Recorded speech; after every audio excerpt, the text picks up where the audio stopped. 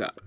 अगर आप एक यूपी पॉलिटेक्निक के स्टूडेंट हैं या फिर आपने इंट्रेंस एग्ज़ाम यूपी पॉलिटेक्निक का भरा है तो आपके लिए हमारा channel study more by Saurabh बहुत ही इंपॉर्टेंट है। आप चैनल को ज़रूर सब्सक्राइब करें। तो दोस्तों, इस वीडियो में हम बात करने वाले हैं निश्चित समाकलन chapter number 2 applied mathematics second semester के स्टूडेंट्स के लिए। ये चैप्टर बहुत ही महत्वपूर्ण है। इस चैप्टर से कम 2 क्वेश्चंस हर बार एग्जाम में आते हैं और क्वेश्चंस बहुत ही इजीली होते हैं। हम आपको वैसे ही क्वेश्चन बताएंगे। आप अगर हमारा पूरा वीडियो देखेंगे, आपसे पहले ही रिक्वेस्ट है कि आप वीडियो को पूरा लास्ट तक देखिएगा। हम जो भी एग्जाम्पल्स करवाते हैं, जो भी क्वेश्चंस देते हैं, आप उन क्वेश्चंस को समझिए, उनका नोट्स बनाइए और आपको इसकी पीडीएफ फाइल भी मिल जाएगी। आप पीडीएफ फाइल चाहें तो नीचे दी गई डिस्क्रिप्शन में दी गई लिंक के माध्यम से डाउनलोड कर सकते हैं। अगर आपने फर्स्ट चैप्टर का वीडियोस नहीं देखा तो आप चैनल के नीचे डिस्क्रिप्शन में लिंक में जाइए, आपको फर्स्ट चैप्टर के वीडियोस भी मिल जाएंगे। और अगर आप हमारे व्हाट्सएप ग्रुप में ज्वाइन होना चाहते हैं तब भी आपको नीचे डिस्क्रिप्शन में लिंक मिल जाएगी, आप हमारे व्हाट्सएप ग्रुप में भी ज्वाइन हो जाइए।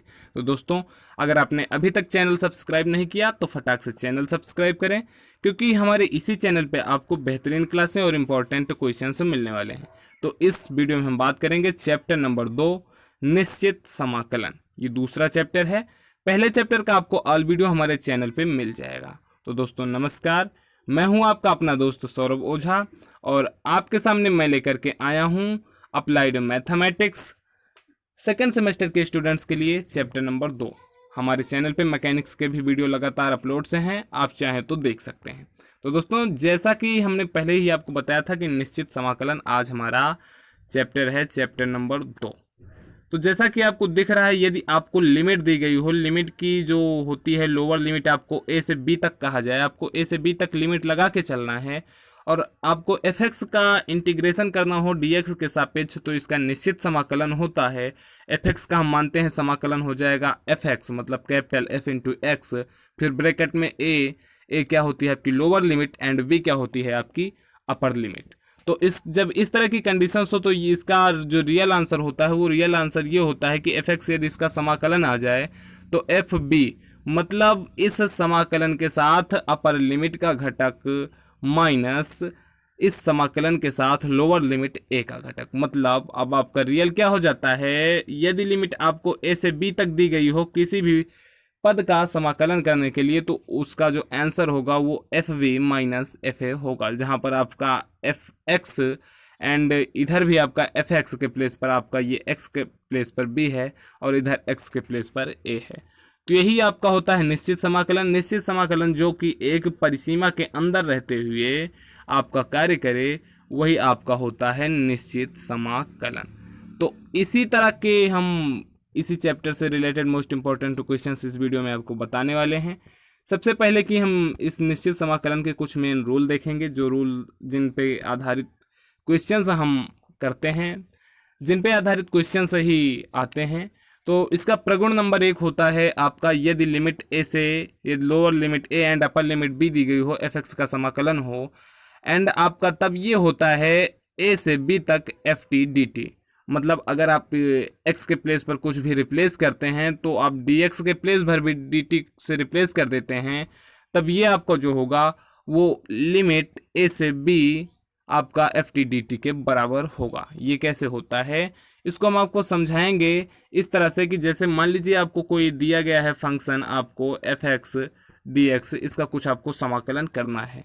तो अब आप क्या करते हैं, x के प्लेस पर आप t रिप्लेस कर देते हैं और आपको फिर क्या आ जाता है, dx is equal to D T आ जाएगा। तो आपका dx के प्लेस पर भी dt आ जाएगा। तब आपकी जो नया पद आपको जो बनता है वो बन जाता है एफ टी डी टी का समाकलन। तो ये उसी मेन पद के बराबर होता है, ठीक है। तो ये होता है आपका प्रगुण नंबर 1। फिर आपका प्रगुण नंबर 2 क्या होता है, यदि हम लोअर लिमिट यहाँ पर आप देख रहे हैं a है, अपर लिमिट b है, यदि हम लोअर लिमिट को अपर लिमिट में कन्वर्ट कर दें, आप यहाँ पर देखिए a क्या है, लोअर लिमिट है, और यहाँ पर a क्या है, अपर लिमिट हो जा रही है, और यहाँ पर b क्या है, लोअर लिमिट, और यहाँ पर आपकी v क्या बन जा रही है, अपर लिमिट है यहाँ पर, और यहाँ पर लोअर लिमिट हो जा रही है। यदि हम लोअर लिमिट को upper limit and upper limit को लोअर लिमिट में कन्वर्ट करते हैं तो आपका माइनस साइन के ये बराबर होता है। तो ये होता है आपका प्रगुण नंबर 2।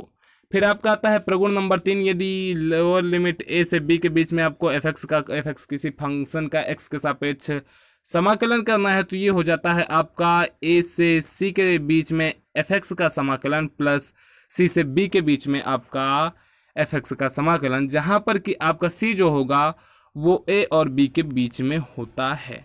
जैसे आपको कोई फंक्शन दे दिया गया हो, इसका आपको समाकलन करना है 0 से 2 के बीच में, ठीक है।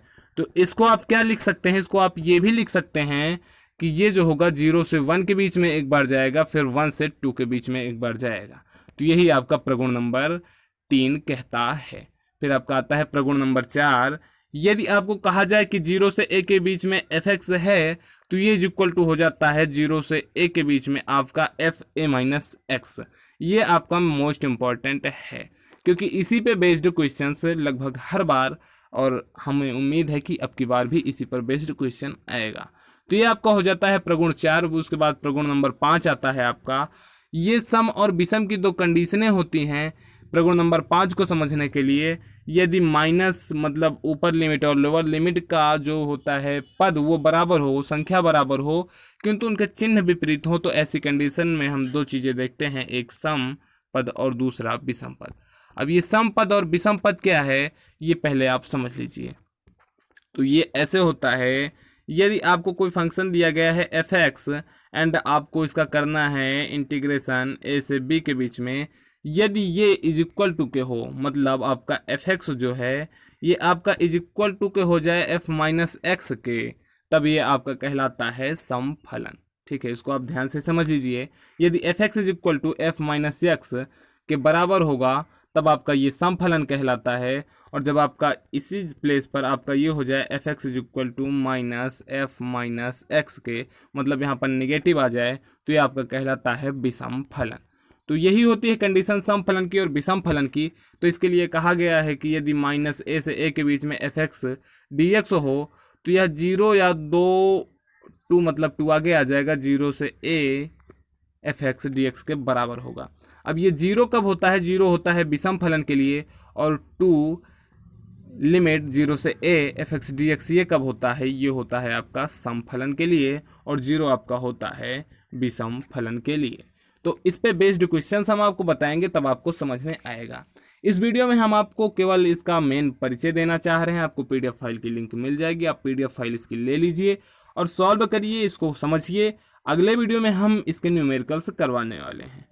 तो आपका दूसरा प्रगुण क्या कहता है, प्रगुण नंबर 6, यदि लिमिट 0 से 2 हो fx का, तो ये हो जाता है आपका 2 बाहर आ जाएगा, 2 आगे ले लिया जाएगा, आपका 0 से a fx के बराबर हो जाता है। और ये 0 कब होता है, 0 आपका विषम फलन की कंडीशन में होता है, ये आपका समफलन की कंडीशन में होता है। मतलब अगर आप एक तरह से कहें तो प्रगुण नंबर 5 और 6 एक दूसरे के पूरक हैं। प्रगुण 5 से ही हम 6 को समझ सकते हैं और 6 से ही हम 5 को उत्पादित कर सकते हैं। तो कुछ हम एग्जाम्पल से समझेंगे। एग्जाम्पल से समझें, एग्जाम्पल नंबर आपका ये दिया गया है कि यदि लिमिट 0 से 1 हो, साइन इनवर्स x dx का आपको मान ज्ञात करना है। तो देखिए, सबसे पहले कि हमने पहले ही आपको बताया था कि आप इसमें एक क्षण के लिए भूल जाइए कि ये लिमिटेड वाले क्वेश्चंस हैं। आप जब इसको भूल जाएंगे लिमिटेड वाले क्वेश्चंस हैं, तो आपको पहले सिंपली आपको दिया गया है साइन इनवर्स x का, आपको सिंपली इंटीग्रेशन x के सापेक्ष कर देना है। तो आप इसका इंटीग्रेशन कैसे करते थे, इसको हमने ये क्वेश्चन सॉल्व करवाया है अपने समाकलन वाले वीडियोज में। तो आप इस क्वेश्चन को अगर आपको सॉल्व करना आता है अगर तो ठीक है, अगर नहीं आता तो आप देख सकते हैं। लेकिन हम फिर आपको फिर से एक बार यहाँ बताना चाहेंगे कि जब ऐसे क्वेश्चंस आपको दिए जाते हैं तो ऐसे कंडीशंस में हम एक एक्स्ट्रा पद मान लेते हैं, और वो एक्स्ट्रा पद होता है आपका 1 आपका कहीं भी हम 1 से गुणा कर दें उस पर कोई फर्क नहीं पड़ता। तो ऐसे कंडीशंस में हम इसको मानेंगे दूसरा पद और इसको मानेंगे हम प्रथम पद। तो गुणन की कंडीशन हम लगाएंगे, जैसे गुणा जब 2 पद हों गुणन में तो उनके इंटीग्रेशन का जो फार्मूला होता है उसी को हम लगाएंगे और इसको सॉल्व कर देंगे। हम देखिए कैसे इसको सॉल्व करेंगे। हमने यहाँ पर 1 माना और 1 को हमने द्वितीय पद मान लिया और साइन इनवर्स x को हमने प्रथम पद मान लिया। तो आपका इंटीग्रेशन का फार्मूला क्या होता है जब गुणन में हो, तो प्रथम फलन इंटू द्वितीय फलन का समाकलन। देखिए, प्रथम फलन साइन इनवर्स x इंटू द्वितीय फलन 1 का इंटीग्रेशन x, प्रथम फलन इंटू द्वितीय फलन का समाकलन माइनस प्रथम फलन का अवकल गुणांक मतलब x इंटू द्वितीय फलन प्रथम फलन का अवकल गुणांक मतलब 1 अपान रूट के अंदर 1 माइनस एक्स स्क्वायर इंटू द्वितीय फलन का समाकलन मतलब यक्स। जब आप इन दोनों को सॉल्व करेंगे, फिर से आपको इसका इंटीग्रेशन करना है, तो इस कंडीशन में आप 1 माइनस एक्स स्क्वायर को मान लेंगे टी। तो जब आप इसको सॉल्व करेंगे तो आपको ये सॉल्व करने पर प्राप्त हो जाएगा साइन इनवर्स 1 माइनस लिमिट 0 से 1 X D X upon root के अंदर 1 माइनस एक्स स्क्वायर। ये आपका कहाँ से आता है? अब आप जब इसके प्लेस पर लिमिट 0 से 1 रखेंगे तो आपका आ जाएगा साइन इनवर्स 1। ये कैसे आएगा? आपको दिया गया है sine inverse x into x की लिमिट आपको 0 से 1 के बीच में लगानी है। जब आप x के प्लेस पर 1 रखेंगे, आप x के प्लेस पर आपको 1 रखना है सबसे पहले, और साइन इनवर्स x के प्लेस पर भी आपको 1 रखना है, तो 1 का मल्टीप्लाई इसमें हो जाएगा, तो ये आपका ओनली ये बचेगा साइन इनवर्स 1। ठीक है। और अब आप जब x के प्लेस पर 0 रखेंगे तो आपका 0 से मल्टीप्लाई होगा साइन इनवर्स x में। आप इसके प्लेस पर 0 रखेंगे तो ये आपका हो जाएगा 0, मतलब ये टर्म खत्म हो जाएगा, आपका टर्म बचेगा ओनली साइन इनवर्स 1। तो वही आपका यहाँ पर आ गया है। माइनस आपको इतने का इंटीग्रेशन करना है। इतने का इंटीग्रेशन करने के लिए आप 1 माइनस एक्स स्क्वायर को मानेंगे टी स्क्वायर, मतलब 1 माइनस एक्स स्क्वायर को मानेंगे आप टी स्क्वायर। तो आपका आ जाएगा रूट के अंदर, जब आपका है रूट के अंदर है आपका 1 माइनस एक्स स्क्वायर, तो ये आपका हो जाएगा टी। मतलब आपका यहाँ पर क्या आ जाएगा, इसके प्लेस पर आपका आ जाएगा 1/t। और जब आप इसका दोनों पक्ष का, इस टर्म का दोनों पक्ष का अवकलन करेंगे तो ये आपका आ जाएगा -2x dx is equal to 2t dt। 2 से 2 आप काट देंगे, आपका क्या आ जाएगा x dx is equal to t dt। मतलब आपकी न्यू कंडीशन जो प्राप्त होगी वो आपकी आ जाएगी। आप जानते हैं कि साइन इनवर्स 1 की जो वैल्यू होती है वो π/2 के इक्वल टू के होती है, π/2 के बराबर होती है। ये आपको त्रिकोणमितीय से आएगा। तो आपका क्या आ जाएगा प्लस लिमिट, आपकी लिमिट भी आप चाहे तो चेंज कर सकते हैं। यहाँ पर जब आपने एक्स स्क्वायर माना है 1 minus X square is equal to T square माना है, तो आप चाहे तो लिमिट भी चेंज कर सकते हैं और चाहे तो लिमिट ना चेंज करें। तो हम यहाँ पर लिमिट नहीं चेंज करते हैं, लिमिट आपकी नहीं लिमिट चेंज की जाएगी। यहाँ पर इन्होंने लिमिट चेंज करके लगाया है, मगर हम चाहें तो इसको लिमिट ना चेंज करें भी तब भी ये क्वेश्चन आ जाएगा। ठीक है। तो हमने क्या, अब हमें क्या प्राप्त हो गया है कि x dx is equal to आपका आया है t dt। तो x dx के प्लेस पर हमने t dt रख दिया और आपको फिर क्या प्राप्त हुआ था 1/रूट के अंदर इसका वैल्यू आपको प्राप्त हुई थी 1/t, वही आप रख देंगे। इस t से ये t कैंसिल हो जाएगा, ओनली बचेगा dt। dt का मान आपका आ जाएगा t। इसकी लिमिट है 1 से 0 तक, तो आप रख देंगे। यहाँ पर आप देख लीजिए π/2 प्लस 0 माइनस 1, यह आपका आंसर आ जाएगा π/2 माइनस 1। तो इस तरह से आप ऐसे क्वेश्चंस को सॉल्व कर सकते हैं। आप इस PDF फाइल को जरूर ले लीजिए। आपको जहां भी ना समझ में आए आप हमें कमेंट बॉक्स में कमेंट कर सकते हैं। आप हमारे व्हाट्सएप ग्रुप में हमसे क्वेश्चन से पूछ सकते हैं। फिर आपका एक और आता है मोस्ट इम्पॉर्टेंट, आपका ये सिद्ध कीजिए कि लिमिट 0 से π/2 रूट के अंदर साइन एक्स अपान रूट के अंदर sine X plus cos X is equal to π/4। ये आपका क्वेश्चन 8, 9 और बहुत बार ये क्वेश्चन रिपीट हुआ है। तो ऐसे क्वेश्चंस में हम एक प्रगुण देखे थे। आपका यदि लिमिट 0 से a दिया गया हो f(x) किसी फंक्शन का, तो आपका इज इक्वल टू के होता है लिमिट 0 से a f a minus x के। ये आप देख लीजिएगा कौन सा प्रगुण नंबर है। तो इसी प्रगुण का हम इसमें उपयोग करेंगे। आप क्या मान लेंगे, इतना इज इक्वल टू आप a मान लीजिए, i मान लीजिए, केवल इतने के बराबर आप i जब मान लेंगे तो i इज इक्वल टू आपका हो जाएगा 0 से π/2 रूट के अंदर साइन x अपान रूट के अंदर साइन x प्लस रूट के अंदर कॉस x dx। अब आप जब इसमें वो प्रगुण लगाएंगे तो प्रगुण लगाने के पश्चात आपको क्या प्राप्त होगा, आपको मिल जाएगा i इज इक्वल टू 0 से π/2 लिमिट। आप यहाँ पर आपको था रूट के अंदर साइन x था, तो आपका हो जाएगा साइन π/2 माइनस x अपान, आपको नीचे था रूट साइन x था, तो यहाँ पर भी आपका हो जाएगा रूट π/2 माइनस x प्लस, देखिए क्या होगा, ये हम आपको दिखा रहे हैं कि जब आप यहाँ पर वो प्रगुण लगाएंगे तो आपका ये आ जाएगा i is equal to limit 0 से π/2 रूट के अंदर sine π/2 minus X upon root के अंदर sine π/2 plus cos π/2 minus X. अब साइन π/2 माइनस एक्स की वैल्यू जो होती है वो कॉस एक्स होती है, तो यहाँ भी कॉस एक्स हो जाएगा, यहाँ भी कॉस एक्स हो जाएगा, और आपका कॉस π/2 माइनस एक्स जो होगा ये आपका साइन एक्स हो जाएगा। तो आपको जो न्यू कंडीशन प्राप्त होगी वो आपकी आ जाएगी आई 0 से लिमिट 0 से π/2 रूट के अंदर cos x अपान रूट के अंदर cos x plus sin x dx। तो अब आप इक्वेशन नंबर वन क्या था? इक्वेशन नंबर 1 आपका मूल क्वेश्चन था जिसमें हमने i इज इक्वल टू माना था 0 से π/2 रूट के अंदर sin x अपान रूट के अंदर sin x plus cos x, वो आपका था इक्वेशन नंबर 1 और ये आपका हो जाएगा इक्वेशन नंबर 2। आप इक्वेशन नंबर 1 एंड 2 को जब ऐड कर देंगे तो आपका आ जाएगा 2i is equal to limit 0 से π/2 रूट के अंदर sin x प्लस रूट के अंदर cos x अपान रूट के अंदर sin x प्लस रूट के अंदर cos x dx।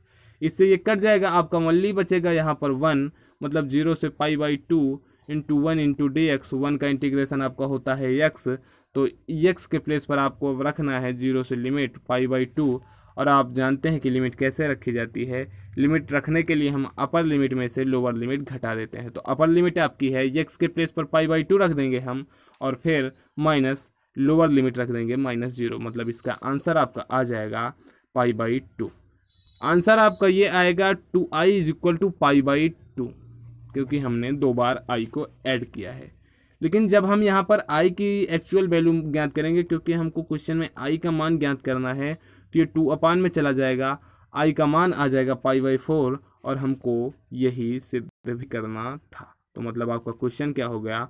आपका क्वेश्चन बेहद आसानी के साथ सॉल्व हो गया। बस आपको ऐसे क्वेश्चन सॉल्व करने के लिए क्या आने चाहिए? आपको टोटल जितने 6 के 6 प्रगुण आए हैं, आपको वो 6 के 6 प्रगुण अच्छे से आने चाहिए। तो दोस्तों, उम्मीद है आपको आज का ये हमारा वीडियो पसंद आया होगा। अगर वीडियो पसंद आया हो तो प्लीज़ चैनल को ज़रूर सब्सक्राइब करें, अपने दोस्तों में ज़रूर शेयर करें, हमारे लिए एक कमेंट ज़रूर लिखें और हमारे व्हाट्सएप ग्रुप को ज़रूर ज्वाइन करें। तो नमस्कार दोस्तों, जय हिंद, जय भारत। फिर मिलेंगे अगले वीडियो में नए पॉइंट के साथ।